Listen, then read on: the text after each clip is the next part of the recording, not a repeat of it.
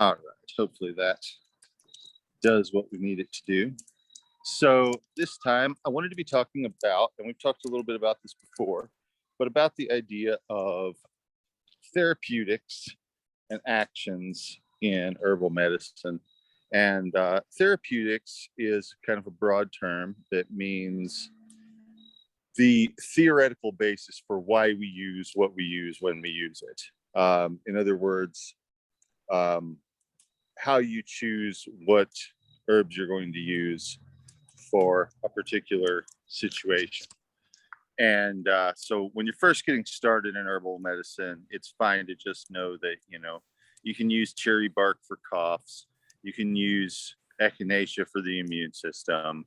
You can use ginger for pain and for nausea. And that's good. And that's good to know throughout your herbal career, throughout your herbal learning process. But at a certain point, it also becomes helpful to gain a deeper understanding of why we would use herbs for different situations, and why we might choose one over another when they both are useful for a particular symptom or presentation. So that's kind of what we're going to be touching on in a little bit more depth tonight. We've talked about it a little bit before, but that's kind of within that realm of therapeutics. There are several sort of subcategories, one of which I'll call indications. Indications means the sort of thing that I was just talking about, like nausea is an indication for ginger. Joint pain is also an indication for ginger. So there's just sort of situations in which they might be useful or might be indicated, situations that call for the use of a particular herb or formula or whatever. So indications are kind of what a lot of us learn at the very beginning. And they're sort of just based on a system of correspondence, this for that. And that's very basic and it's useful. But if you want to get beyond that, then people start looking at other things like specific mechanisms of action. Mechanisms of action would be like, for example, saying that something was a diuretic.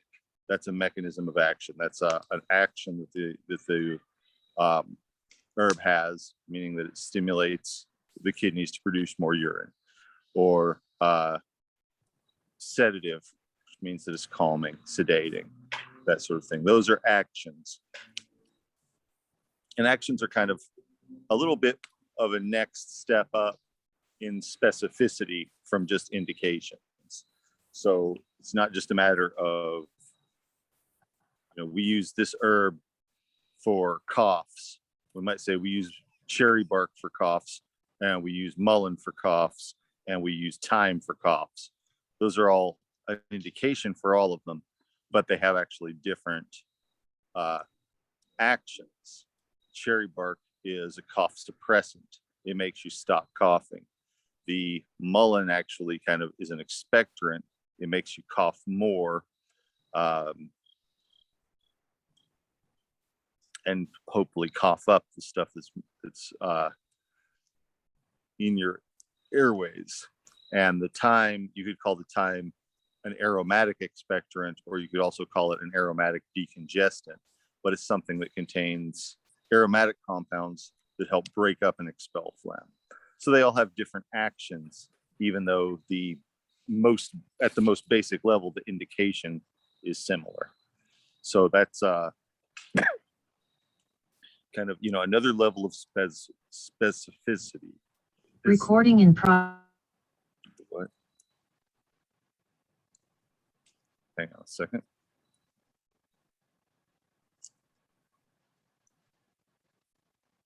I'm not quite sure what happened there. It said recording in progress a second time. So hopefully I didn't lose any of the recording. Someone just hopped on, I think, Andrew, and as you hop on, our things are not muted. So.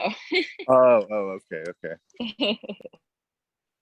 All right, just a second. Yeah, that was me. Sorry. Oh, no problem. What was going on there? So I wanted to Okay, so that's actions, which is another way of talking about what herbs are doing.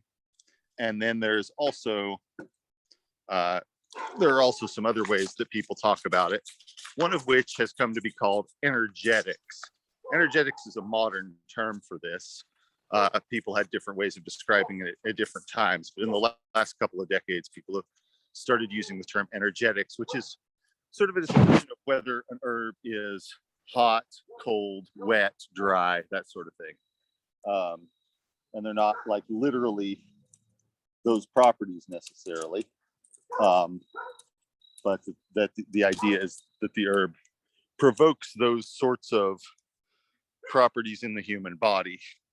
So for example, you have something like cayenne would be the perfect example of a hot herb, you know, and people experience it as being hot, even though it's at room temperature. So it's hot and spicy, and it increases warmth in the body by increasing circulation, which is moving physical heat in the body around by way of the blood.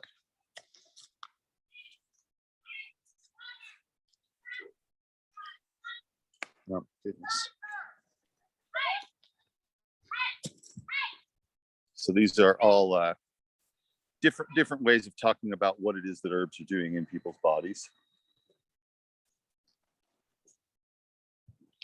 And I wanted to give as an example, I wanted to talk a little bit about, I wanted to read a few things from a couple of different English language writing herbalists over some recent centuries.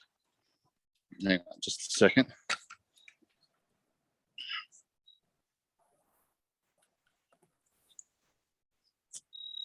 All right.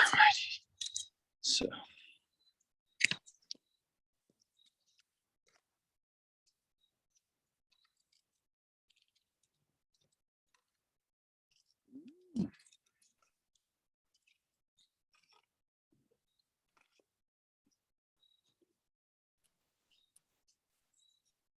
Right, so no, that's too dark, isn't it?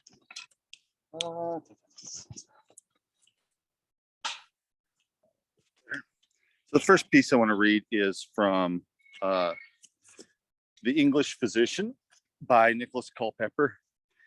This is from the 1600s, and it is probably the most influential herb book written in English in terms of its history and the influence that it's had on herbal medicine in the English-speaking world. Let's see. So with his herbs, he talks about different ways of understanding what they do. And let me find a good example. Should find an example of a familiar plant, because a lot of the plants that he talks about are not particularly ones that grow around here or that people use much in herbal medicine these days. So I'm going to talk about cleavers. Cleavers is a very common garden weed. Grows all over the United States as an introduced plant, and it's native to Europe. And it tends to stick to clothing and to animals' hair, people's hair too sometimes. So he describes it as being, this plant has many common names as goosegrass, catchweed, bedstraw, etc. It's an annual plant with a procumbent square stem, which grows from 2 to 6 feet high. Just kind of physically describes it. And then he goes on and talks about when it grows. And then there's a section called Government and Virtues. And that's his way of describing what we would nowadays call energetics, or people would sometimes call energetics. He says it's under the dominion of the moon. I don't exactly know what he means by that, because I haven't really studied medical astrology so much. But it's under the dominion of the moon, according to him. And that apparently meant something to a lot of people at the time. The juice of the herb and the seed together, taken in wine, helpeth those bitten with an adder by preserving the heart from the venom. So that would be an indication, just a straight indication. it's familiarly taken in broth to keep them lean and lank that are apt to grow fat. So it's an appetite suppressant, or it keeps people from gaining weight, according to this. Let's see. It says it's a good remedy in the spring, eaten, being first chopped small and boiled well, in water gruel to cleanse the blood and strengthen the liver, thereby to keep the body in health and fitting it for that change of season that's coming. So, sort of a tonic for preparing the body for winter. And so that's kind of part of an example of how he might talk about herbs, partly about what their astrological affiliations were, which he calls the government, saying that it's governed by the moon or Venus or Mercury or whatever. And then he would also talk about what specific uses they might have. And just kind of, how to use them. And then I'm going to look at a different one, which is, this is Fife's Materia Medica, which was published in Cincinnati in the early 1900s, 1903. And this is from a school of herbal medicine called the Eclectics. They were physicians who used herbal medicine and kind of focused on a much smaller set of herbal medicines than what Culpeper used. Let me see if I can find something good here to read about. What was the book called again? This is called The Essentials of Modern Materia Medica and Therapeutics by John William Fife. Thank you.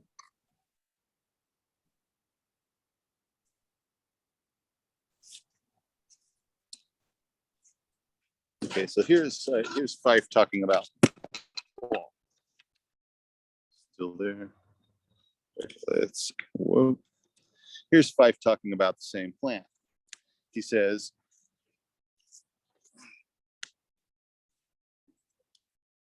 what does he say? So he starts out by describing the plant as well, so that people would be able to recognize it. And then he goes into talking about the dose: fluid extract, 1 to 2 grams. 2 grams is a quarter of an ounce. Specific medicine, 5 to 60 drops. Indications. So he goes to talking about indications: suppression of urine, strangury in young children from colds, and in women from uterine irritation. So he's talking about exactly what it's indications for him would be about, what symptoms somebody might have that would be a reason to use this. Irritability of the bladder from prostatic disease, and then growths or deposit in the skin or mucous membrane. Gallium is not adapted to passive conditions, but is a remedy of merit in fevers and acute diseases. So now where Culpeper is using it for preparing the body for winter, he's saying that it's better for acute diseases. In rheumatic and other fevers, it markedly increases the flow of urine and promptly curative in painful urination. So mostly he's using it for urinary tract issues. And so in that case, it would be usable as a diuretic, which would then kind of flush out the urine, rather make more urine pass through the bladder and then flush things out and relieve symptoms that were caused by bacteria or other irritating things, or inability to pass urine because of prostatic hyperplasia, because of swollen prostate. So he's got different, more specific reasons why he's using it, but he's also using it for some similar scenarios to what Culpeper is. And let's see, hang on just a minute.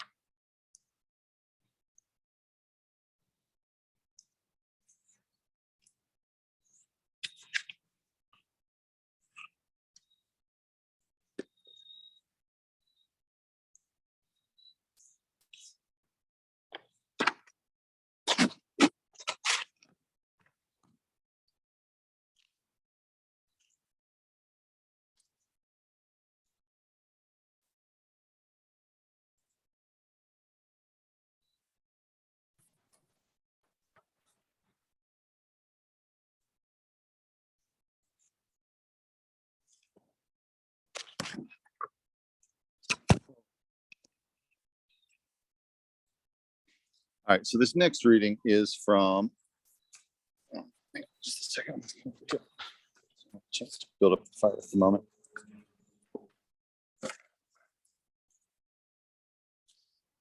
So this next reading is from Dominion Herbal College correspondence course from, let's see what year this is from.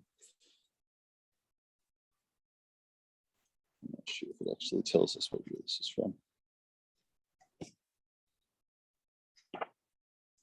This is from the mid-century, from like the 1950s or 60s. It's an old herbal correspondence course that I have.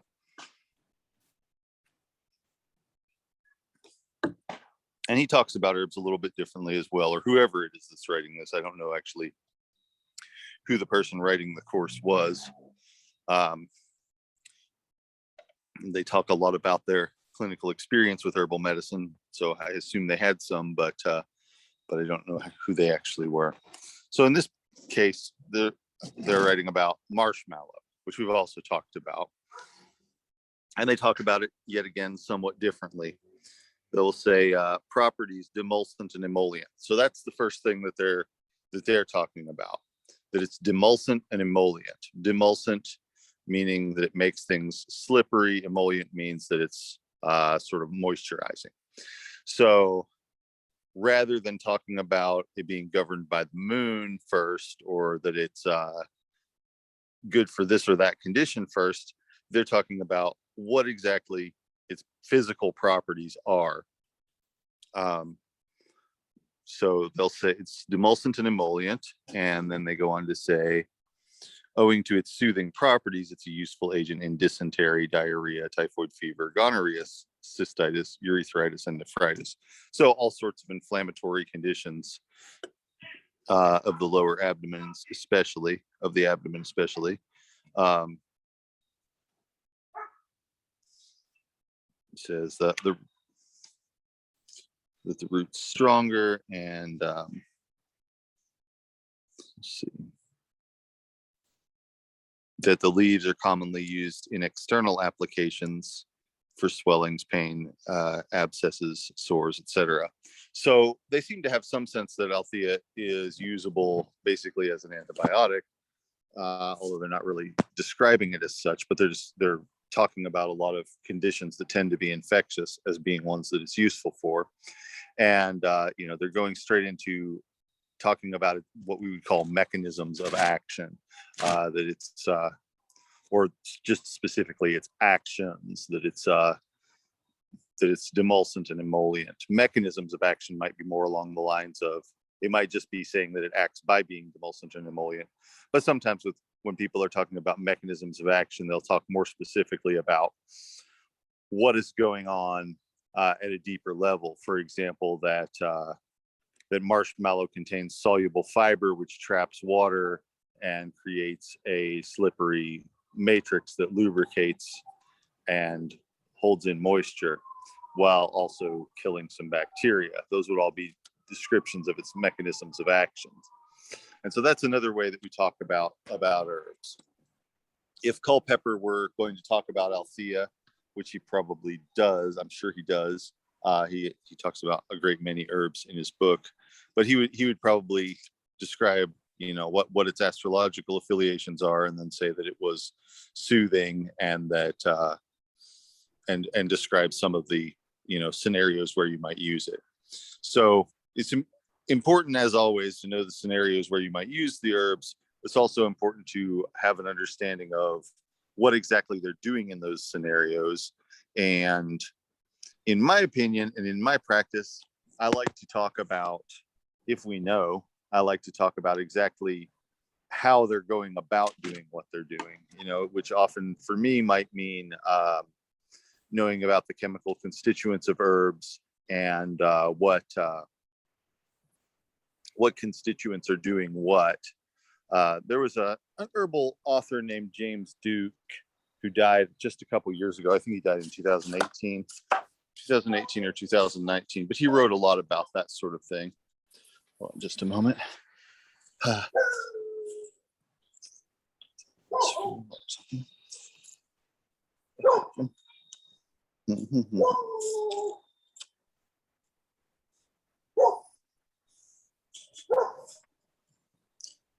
So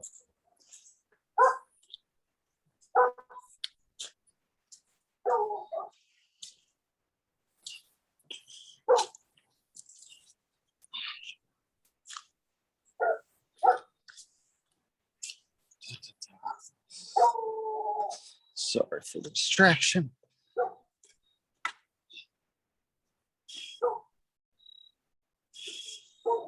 So yeah, James Duke wrote multiple books about what herbs do and what substances in them do those things. And he was a really good. He was very accessible in his language. He doesn't use a lot of.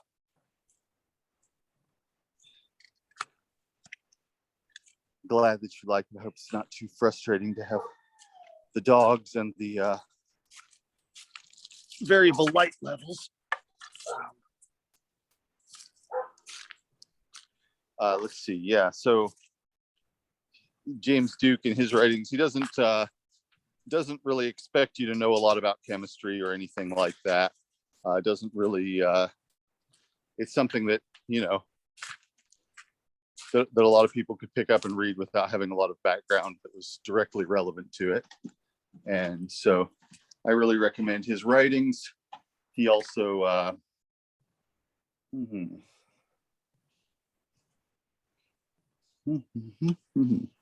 he also created a database, which they've moved recently, or not recently, but they've moved in the last few years.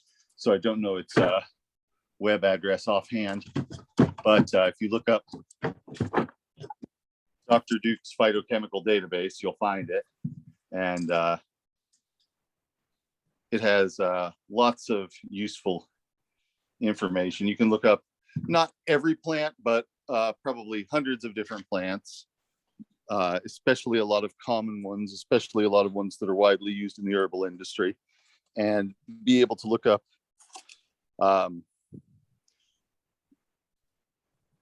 uses of the plant, indications of it, and as well as what substances are in it and references for all of those things, for which studies found the substances, or which reference publications listed the substances as being in it at a minimum. And so you can get a lot of information from that website about the mechanisms of action and constituents of plants. So for anybody who's not already familiar with his work, I highly recommend it. Hang on a second. Clip my.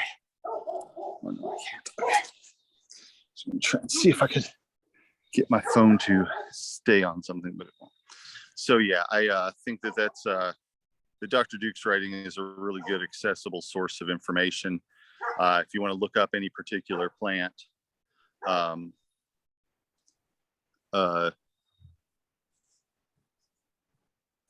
it's a good place to look. So yeah, so we've got a lot of different things that people talk about under the heading of therapeutics.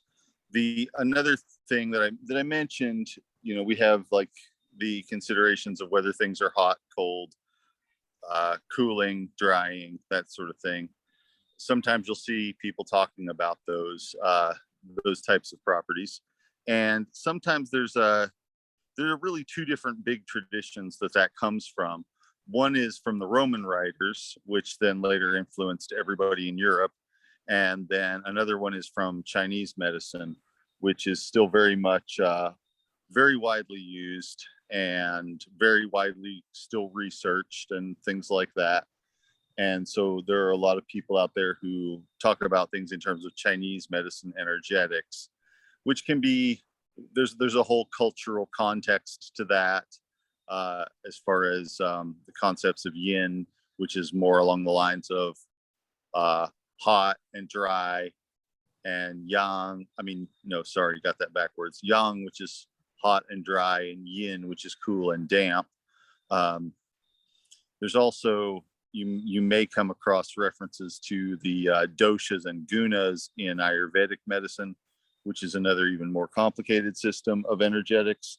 So, people from all over the world have been faced with the problem of how do we describe what our medicines are doing? How do we describe the properties of our medicine? And various different cultures have come up with various different answers to that.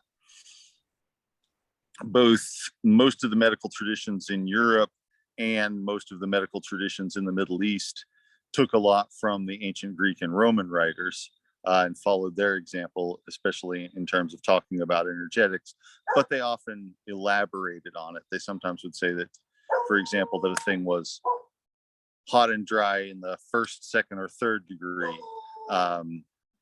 So sometimes, people made elaborations upon those existing systems.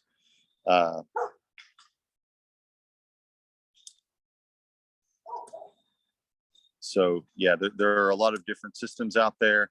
If you want to learn about herbs from any particular medical tradition, or if you're reading some older manuscripts, which I strongly encourage everybody to do, because the story that you would get if you only talk to modern herbalists and you only talk about what's going on in the modern herb industry is very one-sided.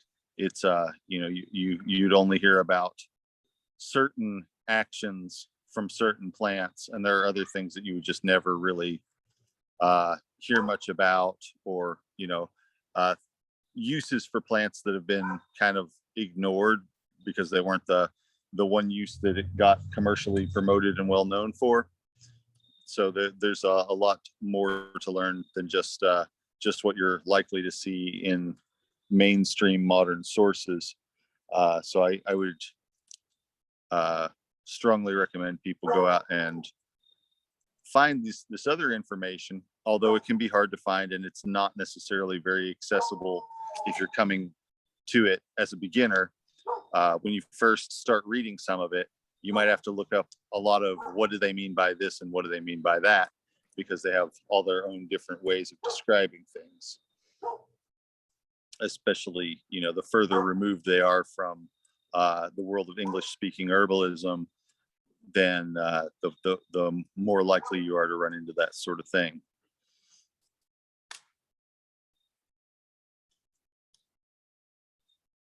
Let's see, hang on a second.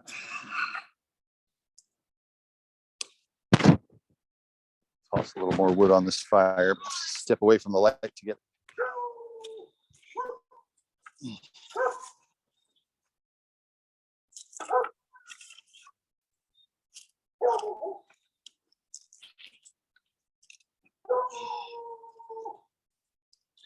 Yeah, so.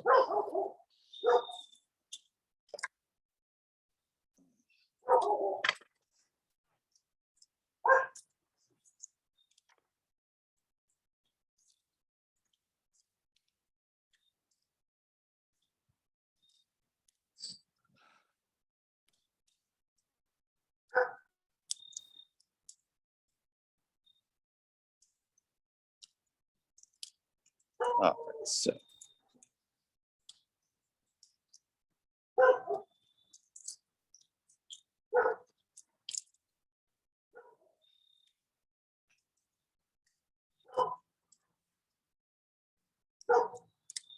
Now, in my own tradition, in my own lineage, especially in my family's part of that tradition, which I have more, written records from than I do from the stuff that I learned from the mountain people I grew up around.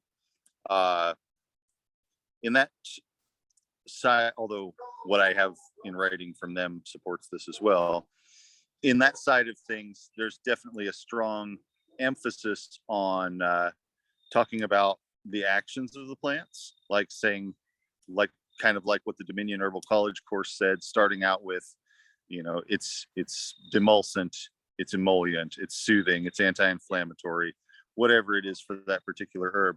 starting out with those types of information is very consistent with what we usually do and how we usually talk about herbs. And I find that to be really helpful because I feel like it's more specific and it's not as daunting or inaccessible as if I were to start talking about what substances are in it. And you know, when you with conventional medicine right now, a lot of the time, that's sort of the first thing they tell you about a substance is, you know, what's the chemical that's in it that makes it work, and maybe what class of chemicals is this a part of. For instance, you might have the name of a product, and then they would have the name of the actual drug that's in the product that makes it work, and then they might say that it's a statin or an antibiotic or something like that. And all of that is, you know, meant to imply more or less what it is that the thing does.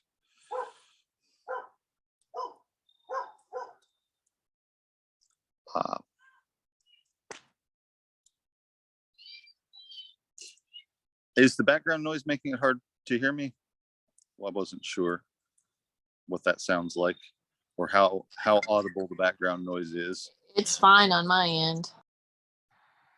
Okay. Okay. Fine on my end as well. It's Okay, fine. great.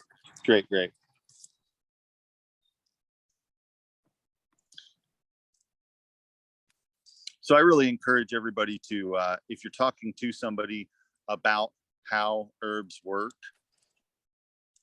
to start out with saying something like, talking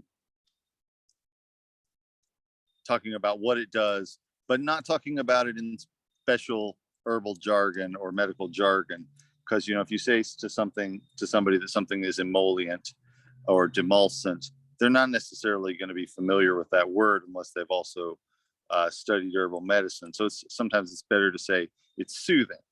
It's you know, it creates a cooling, soothing layer of stuff on the surface of the skin, something like that. Or, you know, rather than saying something's diuretic, just say it makes you pee more, and by doing that it flushes out bacteria, something like that. So there's you know, I'm a huge fan of plain language when talking about, especially when talking about herbal medicine with people who aren't professionals. Using jargon between professionals can sometimes be helpful because sometimes it's more specific and says more with fewer words and that sort of thing. But a lot of the time, if you're talking to people who are like your patients or students or somebody who is not really all that expert in, you know, not real familiar with the jargon, it's just going to be alienating. And a lot of the time jargon is intentionally used to be alienating, intentionally used to create, you know, a distinction between experts and non-experts, for instance. And that's not necessarily something I'm really all that interested in doing, or you know, interested in flexing on people that I'm more familiar with the subject matter than they are or anything. I'd rather just say it in the best way to make myself understood, whatever that might happen to be. Ooh. Yeah. Okay.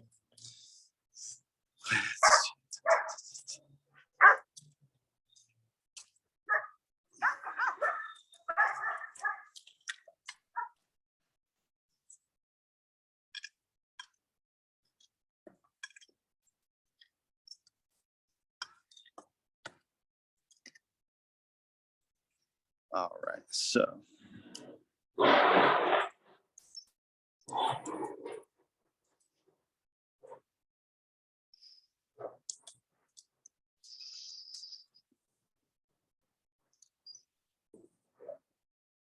so with any herb that you're going to give to anybody, you should be able to answer two questions that they might ask of you. You should be prepared to answer two questions that they might ask of you.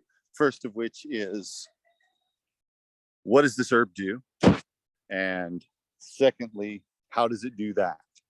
Because people want to know, if people are going to trust you to put something in their body, they want to know that they want to know what's going on with it and what the plan is, and not just to have it be a matter of, do what I tell you and you might live, or something like that. You want to be able to say to them, why you think it's a good idea for them to take it. They may also ask, how do you know that, if you tell them what it does? And that might feel confrontational sometimes, but it definitely happens. And it's good to be able to answer it. And it's a fair question, really. Even if it's meant confrontationally, it's a fair question. How do you know that? And you might have an answer like, well, I've studied herbal medicine and this is what my teacher told me, or I've used this before lots of times and I've seen good results with it. Or you might have an answer like, there was a study done where they gave 32 people this and 32 people a placebo, and the people in the group that got the herb did significantly better than the people who didn't. And neither of those answers is necessarily better than the other. They're just different kinds of information. They're just different kinds of, ways that we might know what to expect from the herb. And all of them have their pros and cons and their limitations. Something like the study, a lot of the time people would look at that as being sort of the gold standard or the most sure way of knowing, although it's not necessarily, because if the situation in real life isn't the same as what it was in the study, then the results might not be the same as they were in the study. And just because something works on average doesn't mean that it's going to work for you specifically, and that sort of thing. Whereas personal experience is kind of subject to the limitations of how many times did you experience this, and there could be a lot of other confounding variables, like maybe somebody would have gotten better if you hadn't done the intervention, and that can be hard to sort out. But at the same time, it can feel pretty sure when you've done something a lot of times and you're just used to it working. And that's kind of how we experience most things in life. We know what to expect from previous times of experiencing similar things, or from other people who have done so. So yeah, there are different ways of knowing, different ways of gathering information, and different ways of and different pros and cons to each of those ways of knowing. But at the same time, it's like I said, I think a fair question for people to ask. And if and just be honest with people about how or why you suspect that something is going to work. And don't be afraid to say that you don't really know. Sometimes the answer is, I don't actually know that. And sometimes the answer is, no one seems to know that. There are definitely situations where, for instance, there might be an herb that has never been very commercially utilized, and we might have lots of history of use for it. And in that case, we might say, we don't know what the chemicals are in it because nobody's ever done the analytical chemistry to find out. But we might have centuries of documented history of use that give us a very good idea of what to expect. So, there are, and, which of those things would you rather have? They have different strengths to them for different scenarios. Different, amounts of how specific they are and how certain they are. Because a lot of the time you can get very certain about a very specific piece of knowledge without having a broader picture. Like in the example that I gave of a controlled study, you might know very well what to expect in a very small scenario, and you might know less well what to expect in a realm of associated scenarios or similar scenarios. So yeah, should be able to tell people, what is the herb doing, and how does it do that, and how do you know that it does that, or why do you expect it to do that? for just about any herb that you would give to somebody. And sometimes, you know, people vary greatly in what sort of answers they want from those kinds of things. Some people are perfectly okay with someone saying, and this is not an answer that I would give, but for some people it is. Some people are perfectly okay with the answer of, it came to me in a dream, or I just have a feeling about it, or something like that. Whereas other people want much more detailed information. So, you know, don't be nervous to be transparent with people about why you expect something to work, or, you know, why you think that it might work. And, you know, also about how sure you are that it will work. Because sometimes it's a sort of a thing like, well, one thing we could try is this. We could try reducing inflammation and seeing how you feel afterwards, because inflammation plays a big role in a lot of different disease processes. And that's something I do with a lot of people who come to me for help, who don't have a specific diagnosis and don't necessarily have, like, maybe we don't know exactly what's going on with them. It might not be a specific named disease entity, and that's not really what I'm looking for. I'm looking for something that I can attach a mechanism of action to, something that I can, where I can support a structure or a function in the body to try and get a better outcome. So for me, you know, the fact that there's inflammation is what I work off of, and that inflammation might be caused by an injury. It might have been caused by an autoimmune situation, something like that. Sometimes you can tell from the clinical, from the intake, from the history, which we'll talk more in the near future about how to take a history. But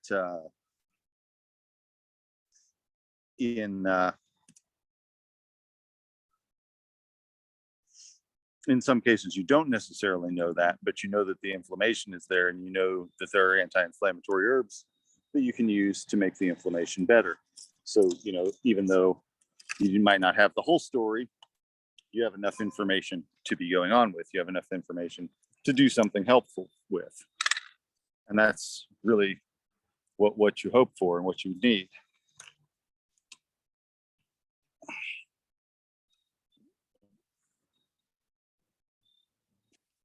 Hang on just a second.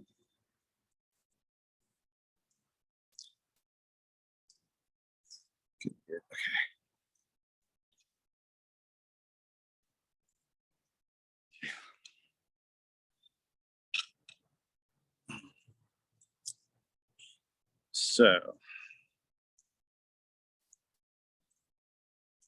So yeah, it's good for the herbs that you're learning. It's a good idea to try and commit to memory for those herbs an idea of what structures and functions they're supporting, or along the same lines, what actions they are provoking or inhibiting in the body.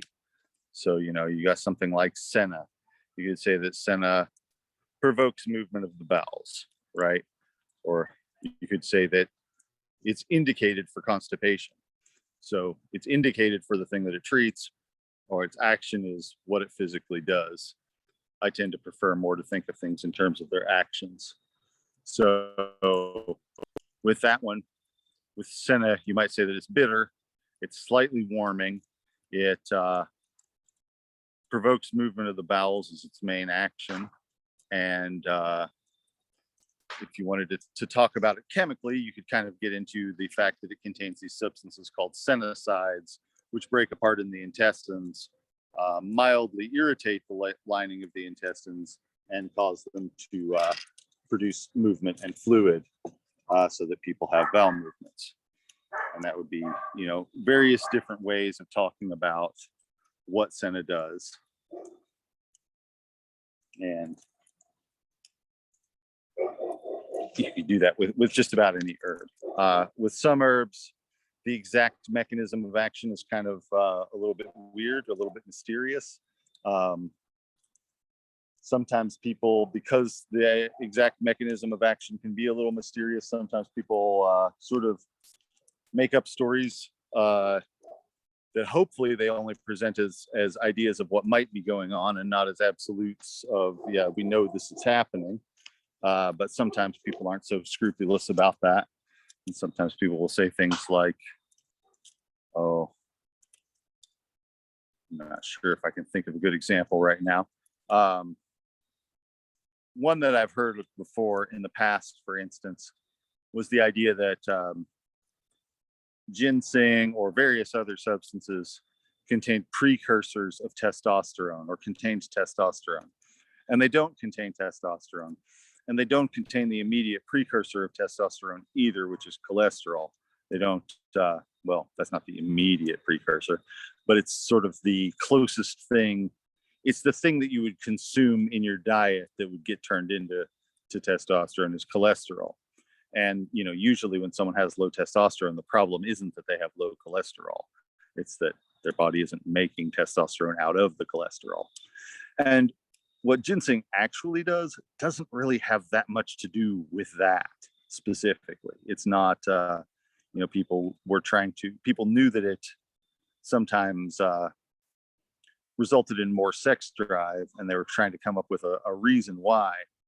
And somebody came up with this as maybe their best guess, but it got passed around as though it were an established fact for a while by a lot of people, not by everybody by any means, but it was definitely a herbal legend that you would hear sometimes that the ginseng contained testosterone or something that became testosterone, when in fact it does not.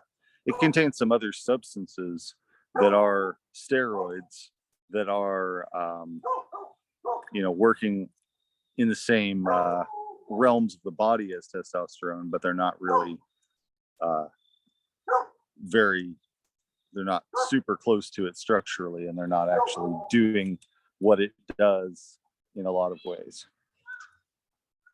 So, you know, it's important to evaluate when you see information like that. It can be good to evaluate, you know, how does this person know what they're saying? How did they, you know, why did they think so? And ultimately, for most things, the answer should eventually go back to someone having some clinical experience actually using plant for whatever they're saying it's for. Whether it's the author or someone that the author spoke to or something like that.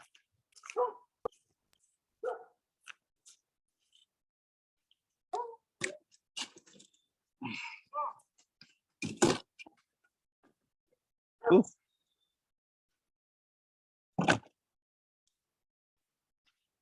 All right.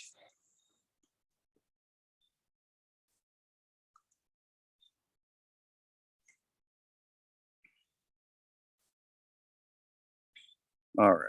So hopefully that's somewhat clear. Not exactly introduction, but slightly deeper introduction to the idea of therapeutics. Just kind of to the idea that when you're using herbs, it's important to have, you know, at beyond a beginner type of level, it's important to have a theoretical understanding of what the herb is doing, why you're using it, and you know, what your source is for your information on why you're using it.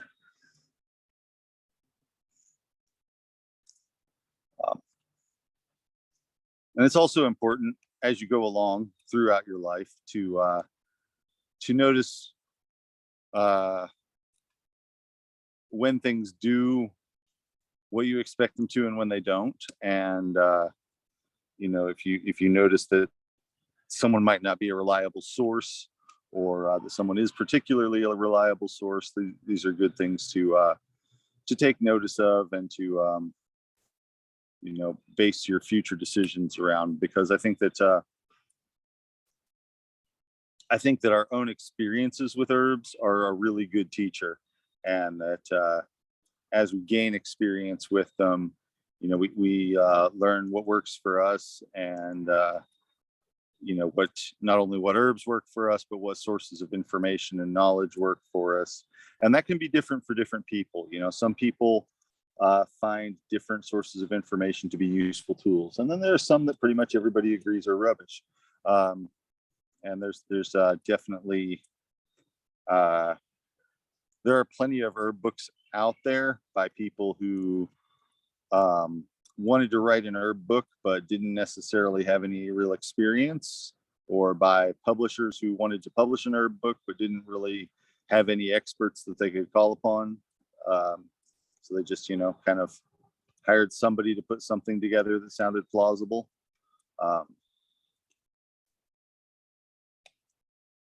And so some people are pretty unscrupulous about what they say as far as that sort of thing goes. I would not spend too much time on any herb books that were not written by people who were actively engaged in clinical practice, unless it were something like a book about the history or something like that. If we're an actual book about using them, I think that, it's good to listen to people who spend a lot of time doing that, and not just people who spend a little time about it and have read about it some. So finding sources that you trust, and finding plants that you trust, because we all have different plants that we kind of think of as our special allies, our favorite herbs to use in different situations and stuff like that. And I think with a lot of older herbalists, a lot of traditional herbalists, sometimes they end up using one set of herbs or one herb a whole lot more than other people might. They might have a particular herb that's kind of their thing, and that's common to see in accounts of historical herbalism as well, that sometimes someone will have a particular formula that they use for a lot of different things.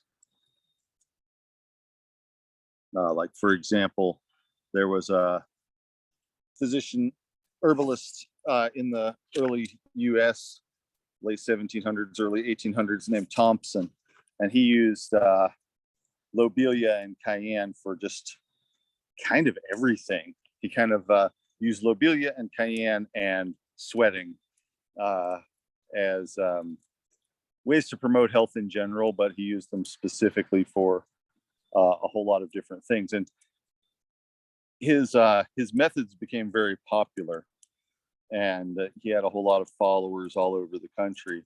And even though he didn't only use those two herbs, but he used them kind of, I would say, very disproportionately to how much a lot of other people use them. But he was, popular and successful because he just kind of figured out ways to use them that worked for him, and seemingly worked well for his patients also.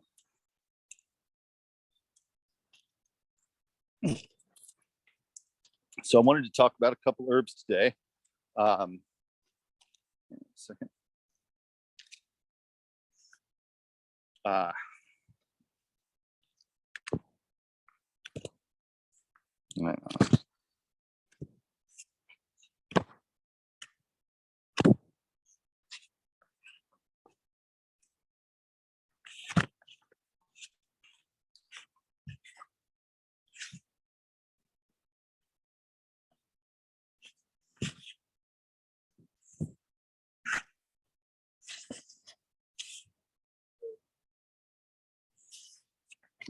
Oh, hang on.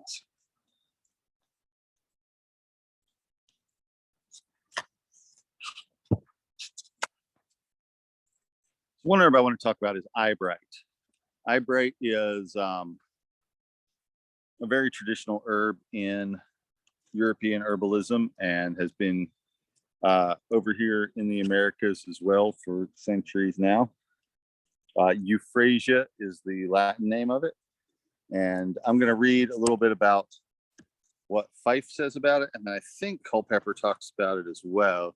And so I'll read his thing as well.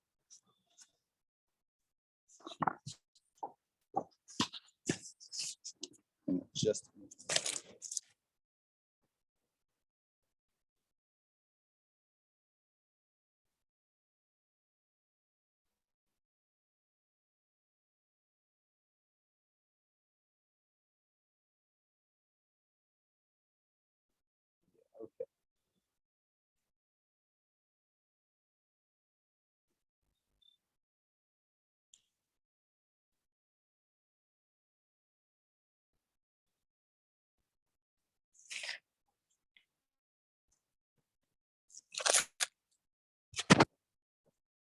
All right, so here is Fife writing in the early 1900s. He says,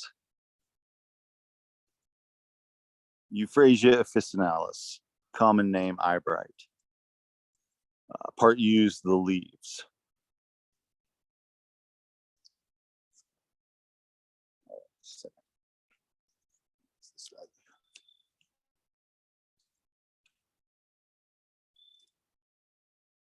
This annual plant has a downy stem from 1 to 5 inches in height. Its leaves are opposite, ribbed and furrowed, and have a bitter astringent taste. The flowers are numerous, inodorous, and have a brilliant variety of colors. Indications are acute rheumatic, catarrhal, or scrofulous inflammation of the eyes. So rheumatic would be kind of what we might call allergic or autoimmune. Catarrhal would mean that there's like phlegm associated with it, or scrofulous inflammation, which would be like retention of lymph fluid, puffiness in the soft tissue around them of the eyes. All diseases of mucous membranes attended with increased discharges. So anything that's causing runny nose, watery eyes, anything like that. Profuse secretion of mucus from the eyes and nose, especially when there's heat and pain in the frontal region. So like in this area. In acute cold in the head, this remedy, when given in doses of 10 drops every 2 or 3 hours, will soon effect a cure. It's especially adapted to the colds of young children and is promptly effective in the snuffles of infants. Euphrasia officinalis is tonic and astringent. So tonic meaning that it restores tone, astringent meaning that it tightens up tissue, and in this case, kind of tightens it up and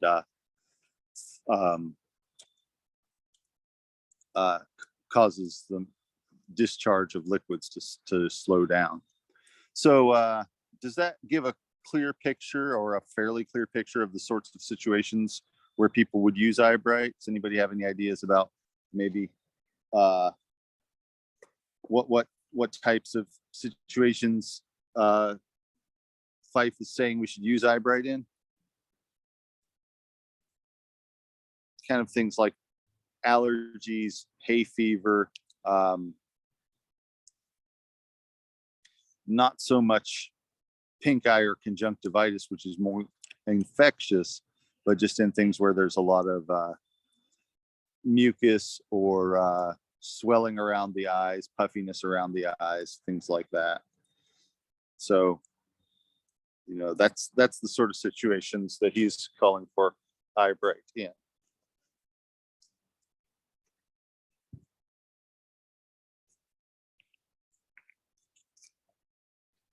So then a few hundred years earlier, writing about the same herb, here's what Culpeper has to say. He says, common eyebright is a small, low herb, rising up usually, but with one blackish green stalk, a span high.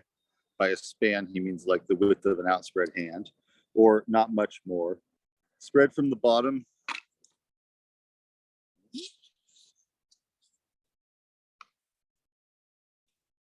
into sundry branches, whereon are small and almost round, yet pointed, dark green leaves, finely snipped about the edges, 2 always set together, and very thick. At the joints with the leaves, from the middle upward, come forth small white flowers, steeped with purple and yellow spots or stripes. After which follows small round heads with very small seeds in them. The root is long, small, and thready at the end. Excuse me. It grows in meadows and grassy places in this country. It flowers in July. For the government and virtues section, he says, it's under the sign of the lion, and Sol claims dominion over it. So the constellation Leo and the sun, like I said, I don't really know what that means, because the astrology of that time period is a very complex study all of its own, and it's not something that I've really undertaken. The juices or distilled water of eyebright taken inwardly in white wine or broth, or dropped into the eyes for diverse days together, helps all infirmities of the eyes that cause dimness of sight. Some make conserve of the flowers to the same effect. Being used any of these ways, it also helps a weak brain or memory. So he's actually using it for loss of vision. He says it's good for all sorts of loss of vision, whereas Fife is more using it for watery eyes and hay fever type symptoms. And Culpeper is also using it for the memory, for the brain. So they have kind of different ideas about what they think eyebright does. They're not in perfect agreement. They both believe that it supports the eyes, but they're not in perfect agreement as to actually the extent and nature of that support.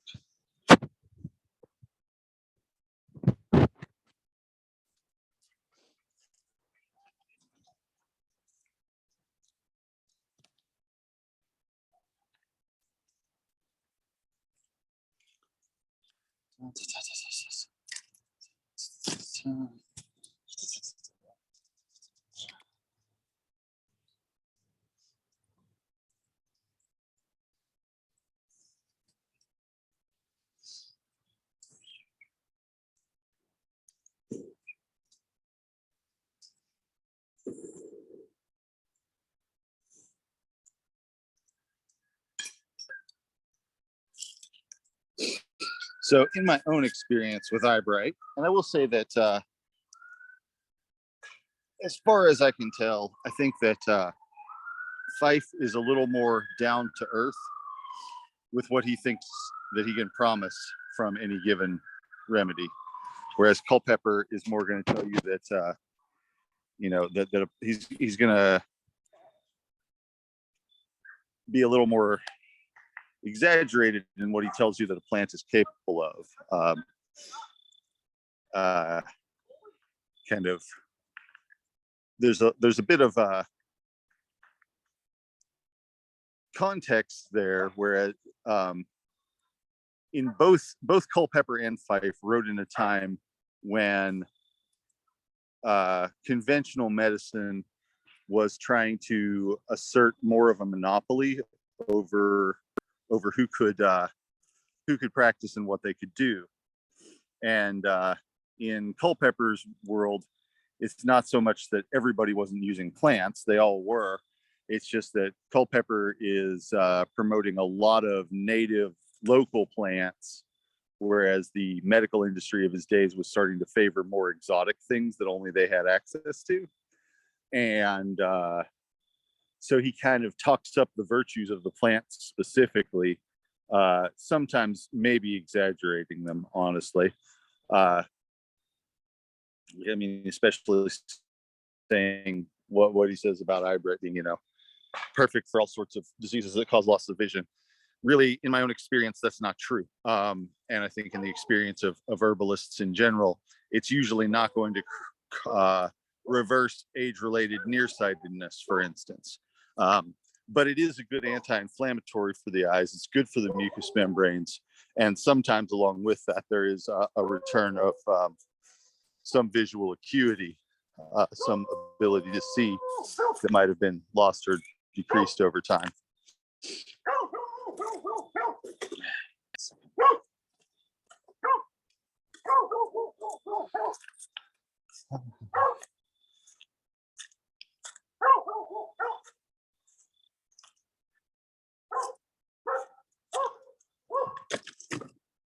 Yeah. So, yeah, it's important to consider people's motivations when they're writing things and what their biases might have been. Also, it's worth noting that Fife had kind of a few hundred years more of other people's experiences, other people's written experiences to go by than Culpeper did. At the time Culpeper wrote, you didn't own 3 books unless you were some kind of a very rich person. And most information was transmitted orally, and most people didn't read a lot of books.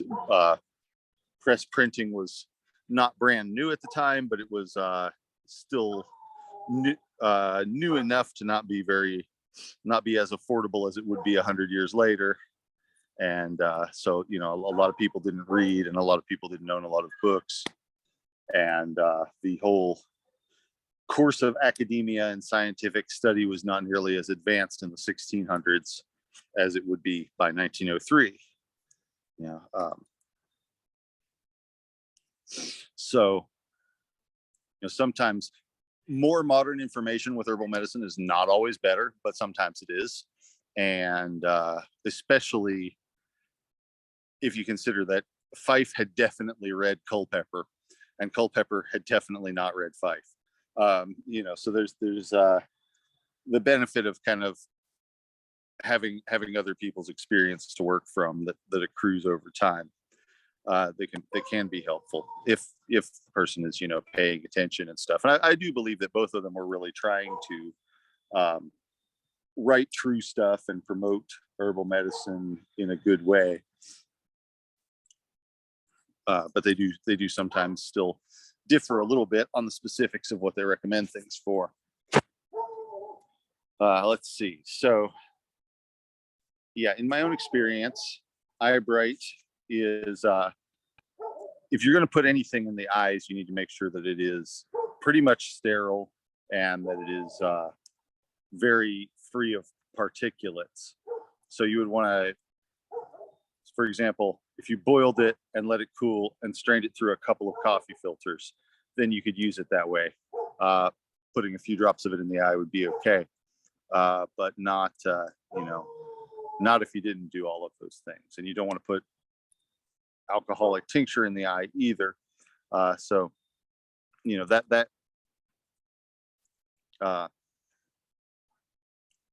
means of administration is kind of a little more risky or a little more complicated than taking something as a tea. But if it's you can take it as a tea, you can take it as a nasal spray for runny noses and things like that, and it can also be used in the eyes for weepy eyes that are really irritated. It's usually actually not necessarily the first thing I would reach for, partly because just of what is around here. There's another plant called Osage orange, whose root bark I use for the eyes. That's kind of my first thing that I reach for, because eyebright doesn't usually grow around here unless someone plants it, whereas Osage orange, it grows even in places where people try their hardest to get rid of it. And one plant of Osage orange has lots and lots of, well, it's huge, it's a big tree, so or a big hedge. So it's you get a lot more plant out of the plant than you would with eyebright. There is not a whole lot of data on the chemical mechanisms of action of eyebright. People have looked at the chemistry of it. There's been enough interest in it over time, and it's a familiar enough herb that we have a list of some of the substances that are in it, but exactly what they do in the body is not real well elucidated at all. And it's not for a lot of herbs, but especially for one like eyebright that is not it's not one of the top 10 selling herbs in America, so it's going to get a lot less research devoted to it and stuff than some of the herbs that are. So we don't really have as clear an idea of how it does what it does in terms of the substances it contains. We do know that it is anti-inflammatory, that it is a little bit astringent, like the book said, and so some information like that about just sort of its basic actions. But not a whole lot of in-depth information on its pharmacology, the way that you might hope to have with some herbs, and the way that I hope that someday we'll have with a lot more herbs than we do at present.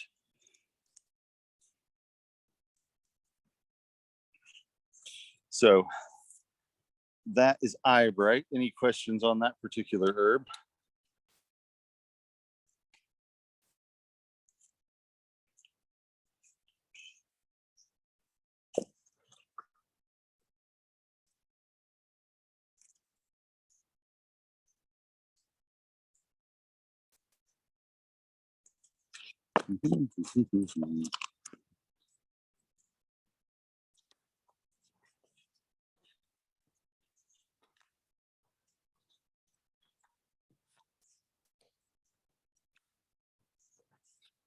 Just a second.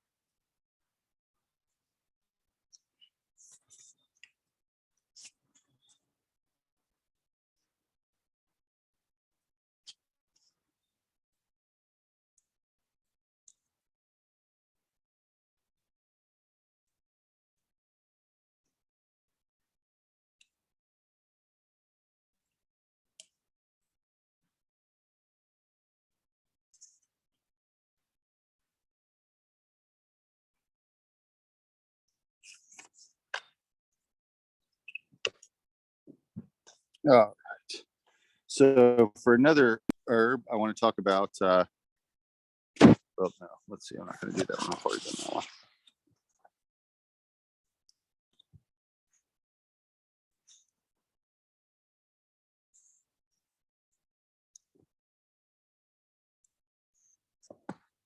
Hang on a second.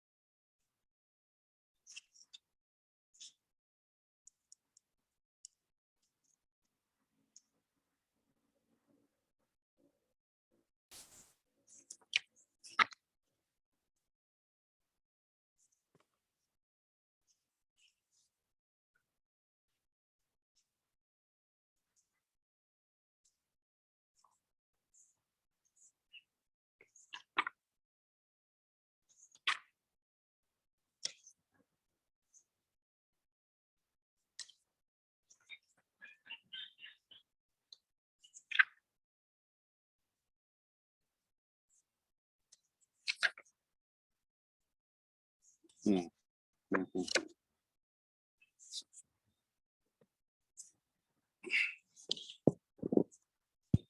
All right.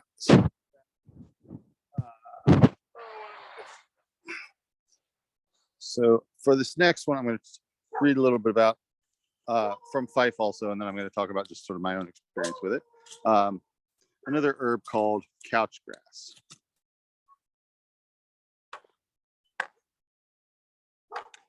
Couch grass is, one of these herbs that is common, but not necessarily a thing that you would find in the herb stores.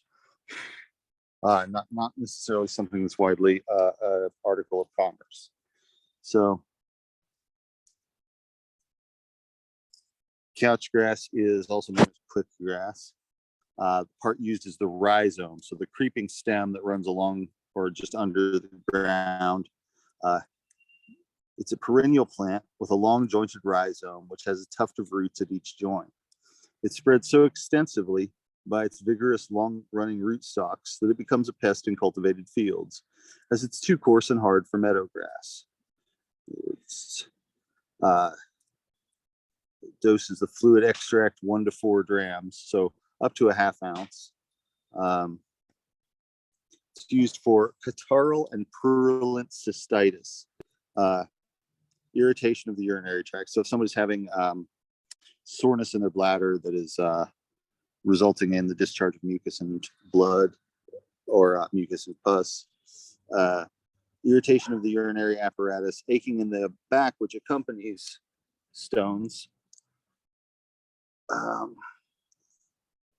dysuria, in other words, painful urination, acute prostatitis, difficulty urinating, blood in the urine, lack of free secretions from the kidneys, excessive irritability of the bladder from any cause. So on account of its demulcent and emollient qualities, it's especially recommended in cystic irritation in this set of symptoms. In gonorrhea, its curative power is promptly manifested. In incontinence of urine with a constant desire to urinate, accompanied by a burning sensation, it's also an efficient medicament. It's diuretic and demulcent. So he's identified essentially two different and demulcent. So diuretic by itself would mean that the person would be urinating more, and demulcent would mean that it was soothing. But he's also attributing it with some properties that are well beyond that. In fact, it's antibacterial, although he doesn't really talk much about bacteria or infection or germ theory at all in his way of describing things. He kind of skips around that. He'll talk about named diseases like gonorrhea, but he won't really say, this kills bacteria or something like that.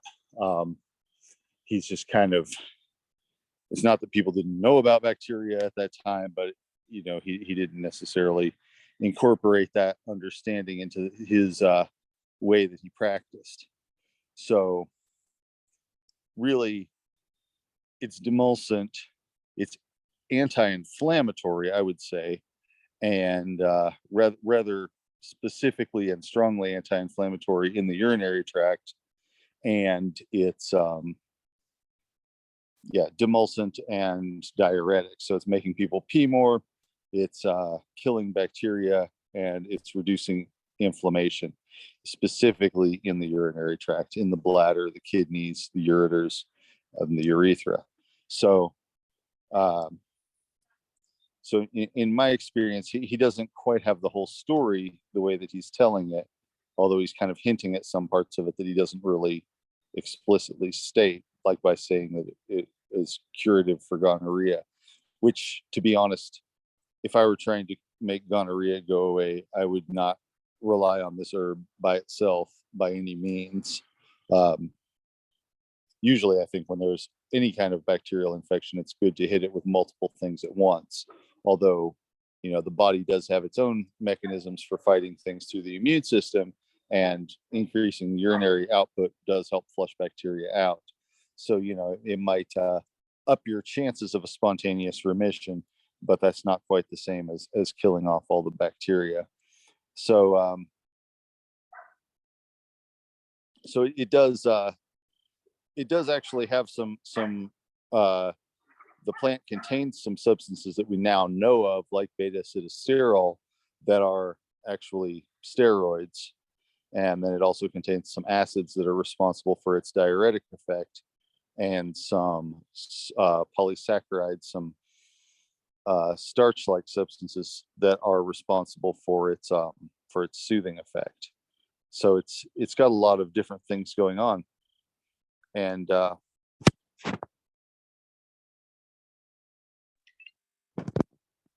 in spite of that, and in spite of the fact that this herb has a written record in herbal history going back to the ancient Romans at least, and in spite of the fact that it is very common and even weedy, here in the United States as well as in Europe, I would not bet on anybody's chances of walking into an herb store and buying a bottle full of couch grass extract or capsules or anything like that. And that's not necessarily just because of what it's for, because you can find other things like cranberry that have some of the same properties and that are being marketed for some of the same things. But it has more to do with nobody investing in research and product development with it, because nobody's incentivized to do so. With cranberry, most of the research into cranberry and health comes from cranberry growers and sellers that have given scientists money to look into what's in it that makes it do what it does. And even though, that there's been, they had an incentive to do that because it's a fairly small group of people that controls the market on cranberries. And it's the same with a lot of other herbs. There might be, not that many people that are growing and selling any particular herb. With couchgrass, it just never really caught on, partly because it was common, because if it did become the popular herb, anybody could supply it.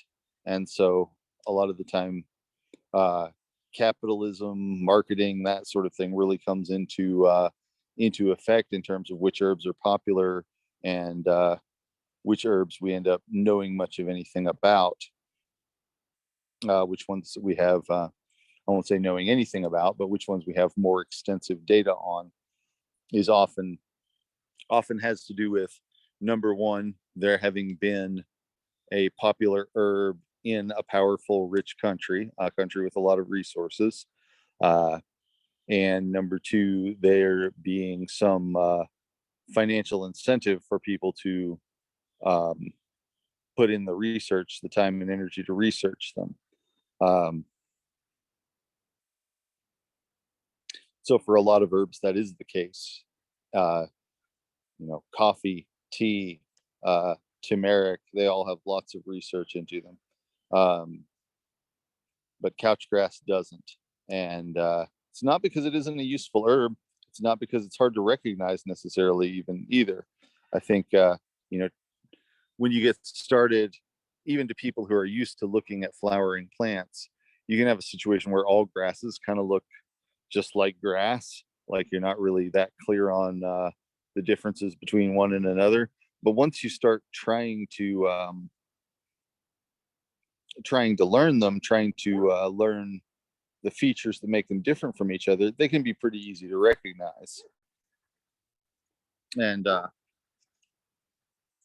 so I think that in spite of all that, there are some herbs that kind of are neglected or sort of orphaned by the market forces and things like that, that we would all be better off if there were more information readily available about them.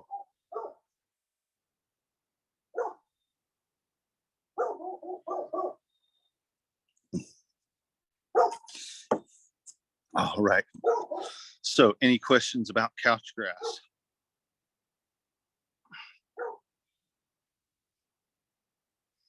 What are some considerations for couchgrass as a tea versus a tincture? I like to either use it as a tincture or else a juice, because you can actually juice it or grind it up in water and have. I like to use a small amount of it because I think an entire cup of tea of couchgrass would be pretty gross. It tastes grassy, and because it's astringent, that astringent feeling in the stomach can make people feel a little bit queasy. And if you took enough of it, it might make you throw up. But you could get a medicinal dose without that happening, but it can make people feel queasy, and it can make somebody's stomach feel not so great. So I don't, for any medicine like that, I like to limit the volume, the fluid volume that somebody's having to swallow of it. So they can take a shot of couchgrass juice or a little bit of couchgrass tincture and then wash it down with something, wash it down with water, and then or else just have some food after or something, so that their stomach is not so full astringent liquid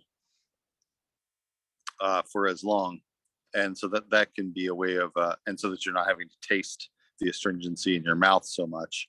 I think that that's the main thing that I would be considering about that. Either one should work fine, though. Either one should work fine. The stuff that makes it do what it does is water soluble, and it's all getting processed through the body's water processing facilities anyway, to get into the urinary tract. So, I think that, the only downside would be the actual sensory process of consuming it and feeling, the astringent taste of it and the astringent feeling of it in the stomach. So yeah, either one could work.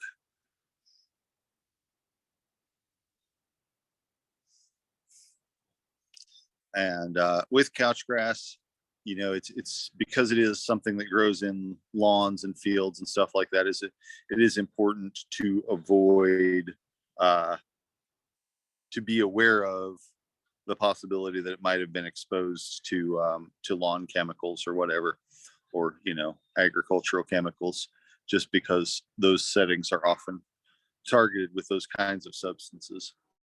And couch grass is pretty resistant to those substances, resilient to those substances. So the fact that it's still there doesn't necessarily mean the area hasn't been treated. So, as with anything, gather from areas that you have reason to believe are clean and pure.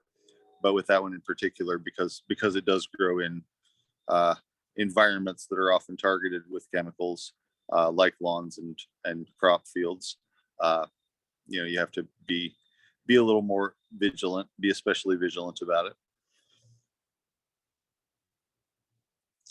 I think that it was couchgrass that one of the old writers, maybe Dioscorides, I'd have to look it up, maybe Pliny actually, said something like, if you don't know this herb, the dogs will lead you right to it, because dogs like to eat it and make themselves throw up.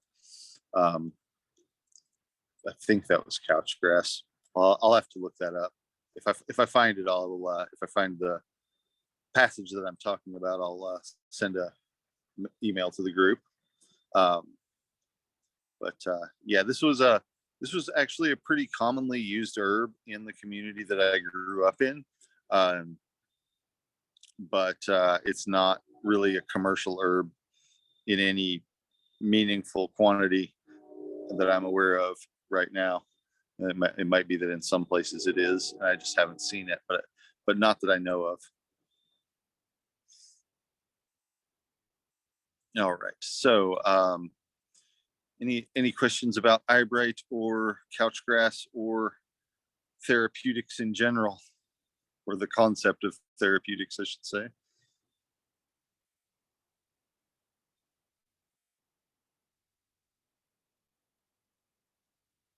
All right. So, the other thing, which I keep bringing up, but this will be the last time I talk about it, is the herb walk on the 8th. Like to start at 11 at Heisel Farm Park, like I said before. And I went out and scoped the area out twice now to try and get a good look at what we're going to be seeing. And, there should be some interesting stuff. It's not the most floral time of the year to be out there, but there will be a lot to look at. And the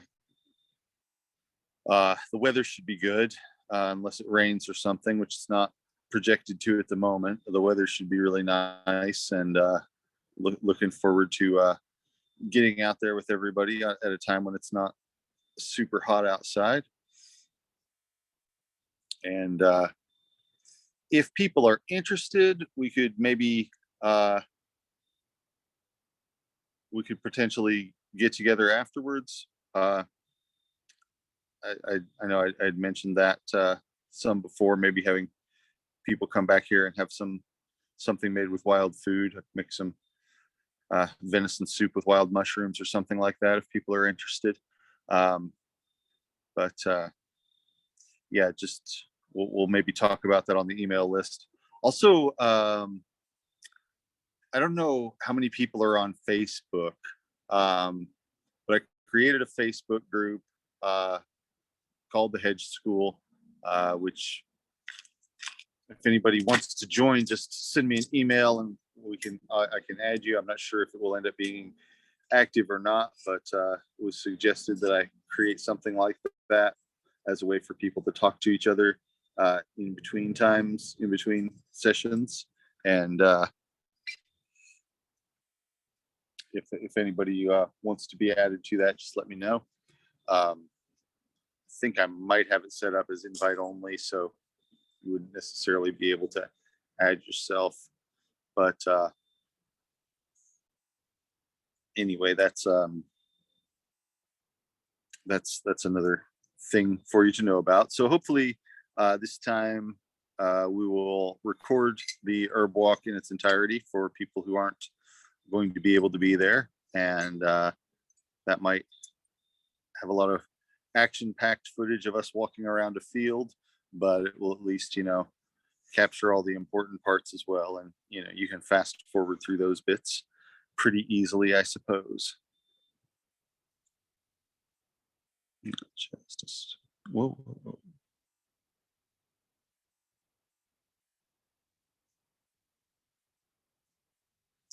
Yeah.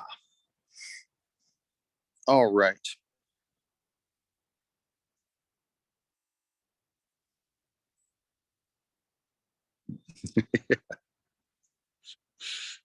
Yeah. So, well, any questions about that?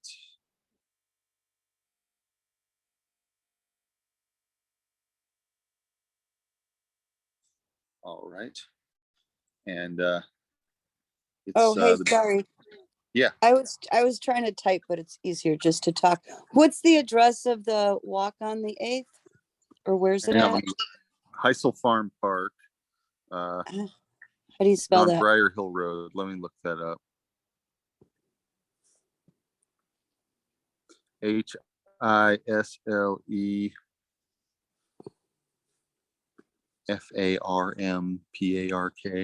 Okay. Let's see. Or what town is it in? It's technically it's in Lexington, but really it's north of Lexington. 3551 Briar Hill Road. Okay, thank you. Yeah. Thank you. You are welcome. Okay. Well, I guess that's about all I have for this time. Thanks for coming, everybody, and look forward to seeing those who are able to make it on Saturday. Sounds good. Thank you. Thank you so much. Good night. Thank you. Thank you. Bye.